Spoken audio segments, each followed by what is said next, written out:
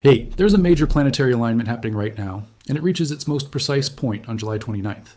It involves Jupiter, the Sun, the Earth, the Moon in full phase, the asteroid Juno, and Pluto, all lining up at once.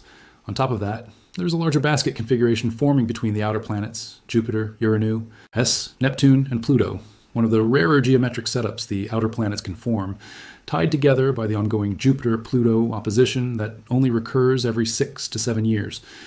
Earth is moving directly into this configuration at the exact moment of a full moon, which makes this a genuine climax point rather than a slow buildup. Here is why that matters beyond the chart itself. Financial resets are not new. They have happened across centuries. Look at the Roman Empire and the long, slow devaluation of its currency, the denarius and later the solidus.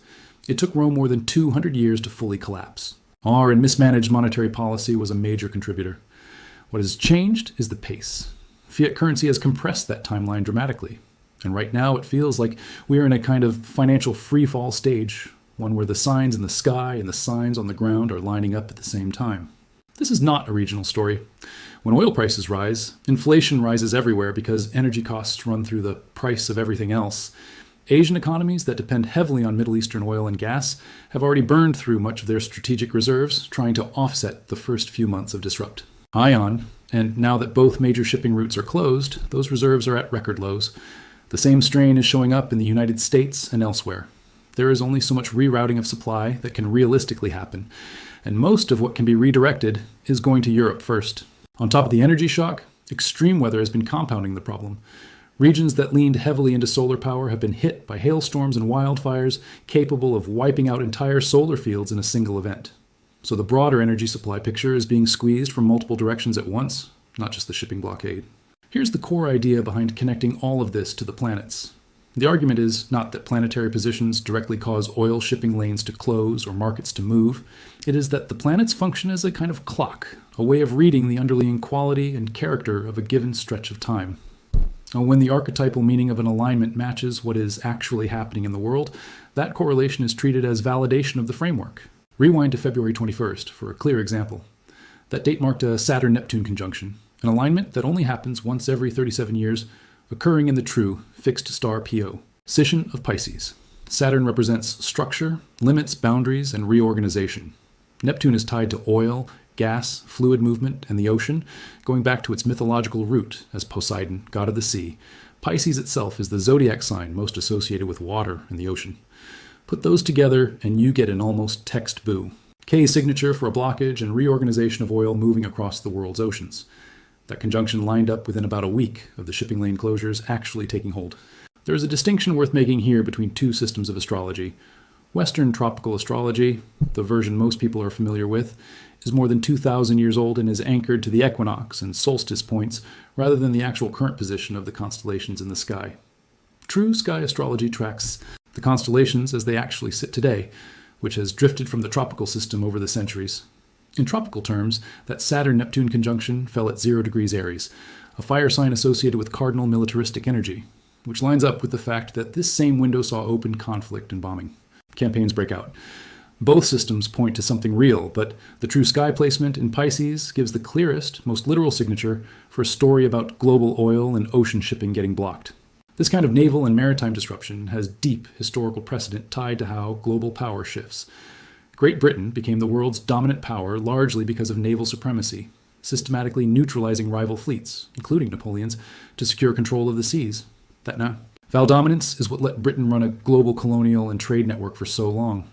Eventually, that role passed to the United States, especially after World War II, once the U.S. Navy became the world's dominant maritime force. So, when two of the world's most critical maritime choke points get blocked at the same time, that strikes at the exact source of the power structure the modern world has been built on. Oil prices reflect all of this clearly. Brent crude has seen a sharp, sustained run-up that started right around the outbreak of conflict with Iran, with a temporary calming period tied to diplomatic back and forth and a memorandum of understanding before resuming its climb. At this point, there does not appear to be an easy way to stop the disruption militarily. Iran's ability to keep both straits effectively closed relies on a decentralized, asymmetric capability, rocket and drone launch sites that are difficult to fully eliminate, which means conventional strikes have not meaningfully restored the flow of shipping. Back to the chart itself. The current alignment centers on Jupiter, the Sun, Earth, and the Moon, with Pluto and Juno also playing a role. Juno is at opposition to the Sun and Earth today, and Pluto sits in a matching opposition as well, the most exact point of the underlying Jupiter plateau. O-alignment actually occurred back around July 4th, which lined up with a Mars-Uranus conjunction in Taurus, a sign tied to financial systems and to the Earth itself. Because this is a slow-moving alignment, Earth is still very much inside its influence now, with the full moon on the 29th, marking the point where Earth participates most directly. Here is what each piece is said to represent. Jupiter relates to expansion, inflation, faith, wisdom, and good fortune, and it currently sits in Cancer, the sign associated with home, family, and maternal power, read here as being aligned with ordinary people rather than institutions. The Sioux and represents consciousness and awareness, shining a spotlight on dynamics that might otherwise stay hidden. Earth is simply where we stand. The moon represents fortune and its ebb and flow, the tides coming in and going out, and a full moon marks a climax point in that cycle. This particular full moon falls in Capricorn, the sign tied to structures, finance, institutions, and governing systems. Pluto represents secrets, wealth, transformation, and subterranean forces that eventually surface. Juno, mythologically the wife of Jupiter, represents contracts, partnerships, and institutional power, often read as the counterbalance trying to impose structure on Jupiter's more expansive, unrestrained tendencies. Put together, the reading here is that Pluto, conjunct Juno in Capricorn, represents hidden partnerships, contracts, and wealth-generating arrangements, along with debt being pulled into the light by the Sun, in opposition to the desires of ordinary people represented by Jupiter are in Cancer, with the moon acting as the trigger for a sudden swing of fortune. This sits inside the larger basket formation, involving Uranus, Neptune, and the still active Saturn-Neptune conjunction, which is being described as one of the top handful of most significant alignments of the year. Looking back over the year adds more supporting data points to this framework. Early January saw a Jupiter-Sun-Earth-Pluto alignment, and shortly afterward, on January 21st, an unusually strong solar storm hit Earth, registering close to 91 nanotesla, nearly a G5 level event, one of the strongest geomagnetic storms in recent memory. Auroras were visible far south of their usual range, including over the Great Lakes region. The storm's magnetic field ultimately shifted in a way that limited the potential damage to satellites and power grids, but the intensity of the event itself was treated as a striking real-world echo of that alignment. Later, an Earth-Venus-Uranus Sedna-Pleiades alignment coincided with a major run-up in gold, silver, and broader stock market gains, Venus being associated with wealth and fortune, Uranus with sudden disruptive change, and Sedna and the Pleiades adding a longer-range, higher-energy dimension to the pattern. That same alignment point has correlated with metals rallies going back to 1980, 2010, and 2011, according to this framework. Now turn to the market data itself. The Nasdaq has pulled back from around 30,700 down toward 28,000, and it has repeatedly touched the same support trend line multiple times, a pattern that technically tends to weaken with each touch rather than strengthen. South. Korea's Kospi index ran up toward 9,400 on strength from memory chip manufacturers before pulling back to around 6,700, a meaningful decline. Historical parallels are drawn to the Great Depression, where an initial sharp sell-off was followed by relief rallies of diminishing size before eventual capitulation. The idea being that markets often see hope and partial recoveries before a real bottom. The yen has been sliding sharply against the dollar as the long-running carry trade unwinds. For roughly 4 decades, the Bank of Japan kept interest rates near zero, which let investors borrow cheaply in yen and invest in higher-yielding assets elsewhere, effectively subsidizing global markets. Now that Japanese rates are rising and the yen is weakening rapidly after holding near the 160 level for months, the cheap money mechanism is breaking down, and Japan carries one of the highest debt-to-GDP ratios in the world, making this shift especially consequential. Multiple countries, including Egypt, Turkey, Argentina, and Lebanon, are already dealing with currency crises or hyperinflation, and that pressure is described as accelerating. U.S. Treasury yields add to the picture. The 10-year is sitting around 4.68% and the 30-year around 5.16%, both repeatedly testing resistance levels in a pattern read as likely to break higher, meaning borrowing costs keep climbing at the same time. Inflation remains elevated well above target. Individual companies are showing cracks, too. Tesla gapped down sharply following a weak earnings report. Alphabet also saw a gap down after missing targets, while simultaneously announcing more capital spending on AI. That AI spending is described as increasingly circus. Euler, one company investing in another that then buys hardware back from the first, with private equity markets, which are notoriously opaque, propping up parts of this structure. SpaceX, the largest IPO ever completed at a valuation north of $2 trillion, has fallen well below its IPO allocation price, with a major share unlocking. K approaching and the value of the underlying AI narrative itself is being questioned, given how often these systems produce errors and unreliable output, despite the scale of investment poured into them.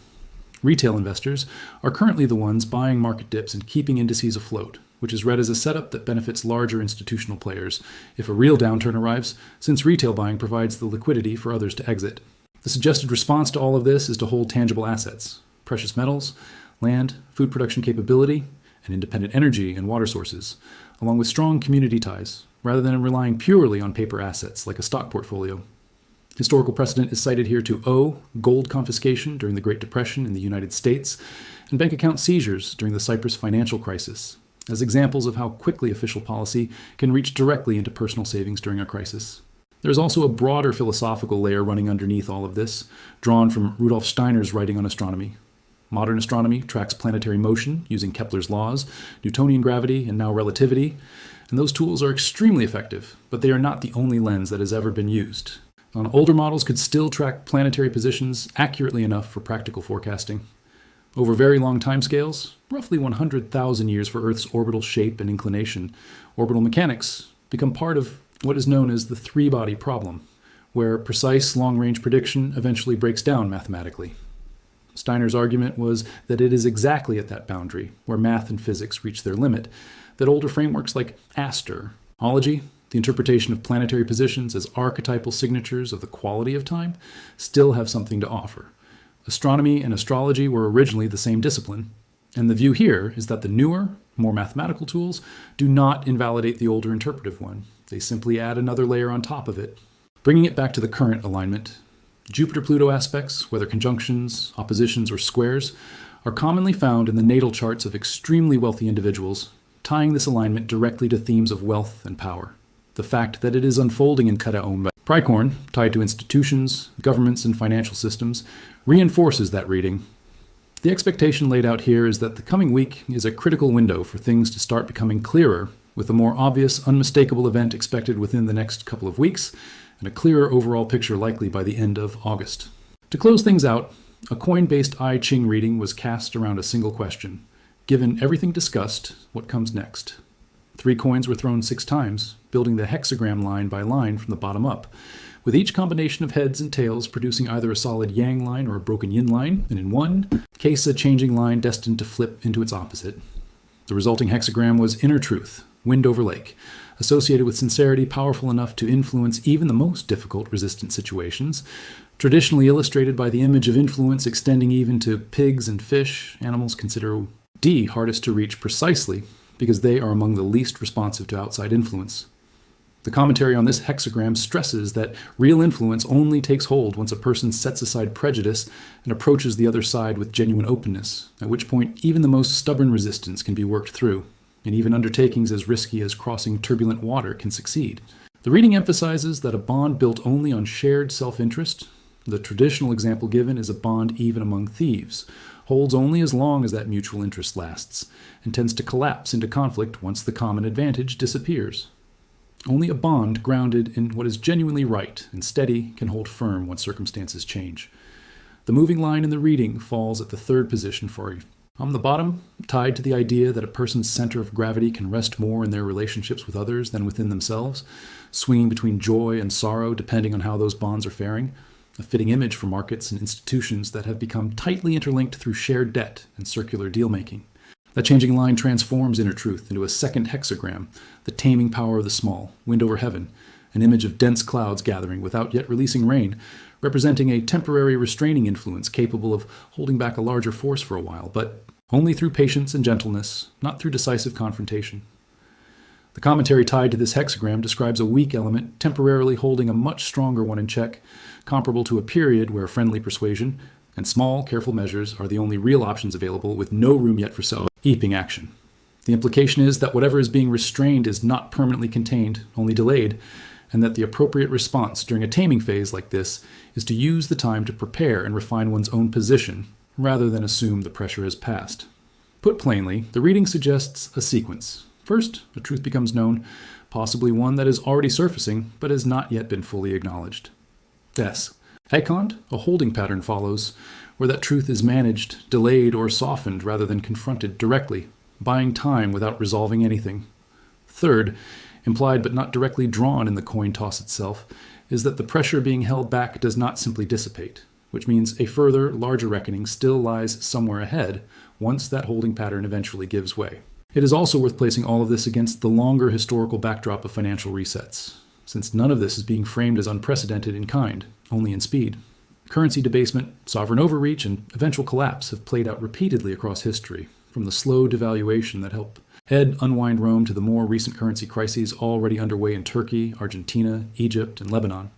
What is different now is how fast a fiat-based, deeply interconnected global financial system can transmit stress from one corner of the world, a shipping lane closure in the Middle East, to every other corner at once through oil prices, currency markets, and bond yields, all within a matter of weeks rather than decades. Read together, the interpretation offered is that some form of truth is close to being revealed, quite possibly already underway, followed by a period where that truth is temporarily contained or managed rather than immediately resolved, all before a larger reckoning eventually follows. Whether that plays out as a financial reset, a geopolitical shift, or some other kind of large-scale unwinding is left open, but the overall message drawn from the chart, the market data, and the reading is the same. Something significant has already begun beneath the surface, and the coming weeks are being framed as the period when it starts to become visible. There's also a space weather angle worth adding, since it lines up with the same window. A coronagraph view of the sun shows that the past day has been relatively calm, but before that, a solar storm launched a burst of plasma from the sun's southern hemisphere directly outward. Space weather models show that plasma cloud intersecting Earth within the next 48 hours, arriving right around the 7th or 28th, just ahead of the full moon on the 29th. That timing means increased geomagnetic activity is expected to coincide with the most exact point of the planetary alignment, adding another physical layer on top of the astrological one. Because this arrives during an active trading week with a heavy slate of corpor, or earnings still coming out. The expectation laid out here is that this is close to the point where cracks already showing in individual names, IBM among them, after a steep drawdown, start to spread more broadly across the major indices. The reasoning given is a small number of very large companies have been responsible for most of the recent gains in the broader market, and there's only so long smaller companies can keep pace with losses at that scale before the overall trend turns, and shorting becomes more attractive than staying long. On the subject of seismic and volcanic activity, several volcanoes have been showing increased unrest recently, including activity connected to the Mayon volcano, along with Shiveluch and Fuego. The explanation offered here leans toward ordinary seismic activity as the more direct driver of that unrest, rather than the planetary alignment itself, though the alignment is treated as part of the same broader pattern of the Earth, and the wider solar system being unusually active at the same time. Before wrapping up, there's a broader wellness point tied to all of this. The reasoning offered is that terrestrial, Earth-based influences are connected to metabolism, since food and nourishment come from the Earth, while solar activity, light cycles, and the changing seasons are more closely tied to the nerve system, since that is the layer through which energy moves through the body. When these outer forces converge the way they are right now, it is treated as a good opportunity to check in on both of those systems. Is the nervous system calm and regulated, or is it running frayed and overstimulated? A geomagnetic disturbance or solar event does not necessarily knock a person out directly, the framing goes. It is more that an already strained nervous system responds poorly to added external pressure. Simple grounding practices are suggested here: slow, deep physiological breathing, an audible sigh on the exhale, and consciously releasing tension held in the face, jaw, neck, and shoulders as a way of meeting this period from a steadier place rather than a reactive one. Taken as a whole, the case being built across this video rests on 3 layers stacked on top of each other. The first is the astrological layer, a rare basket configuration among the outer planets, a Jupiter-Pluto opposition, a full moon in Capricorn, and a Saturn-Neptune conjunction in Pisces that occurs only once every 37 years, all pointing toward themes of hidden wealth, institutional power, and disruption to global maritime flow. The second is the geopolitical and economic layer. 2 of the world's most important oil and gas shipping corridors closed at nearly the same time, a supply shock described as larger than anything seen in the 1970s, extreme weather compounding RGOI infrastructure problems, and a widening list of countries already dealing with currency crises. The third is the market layer, technical breakdowns in major indices, a collapsing carry trade tied to the yen, rising long-term borrowing costs in the United States, weak earnings from some of the largest companies driving index gains, and a retail investor base still buying dips even as institutional positioning becomes more cautious. The closing argument is that these 3 layers are not separate coincidences happening to land in the same window. They are read as different expressions of the same underlying shift, one that the chart identifies through archetypal symbolism, and one that shows up on the ground through oil prices, currency markets, and corporate earnings. The suggestion is not to panic, but to prepare deliberately. Hold tangible assets, strengthen ties with your immediate community, secure independent access to food, water, and energy where possible, and treat the next few weeks, running up through roughly the end of August, as the period when whatever has been building beneath the surface starts to surface in a way that becomes hard to ignore. Whether that turns out to be a full financial reset, a deeper geopolitical escalation, or something else entirely. The framing throughout is the same. Pay attention now, because the pattern in the sky and the pattern on the ground are, according to this reading, telling the same story at the same time.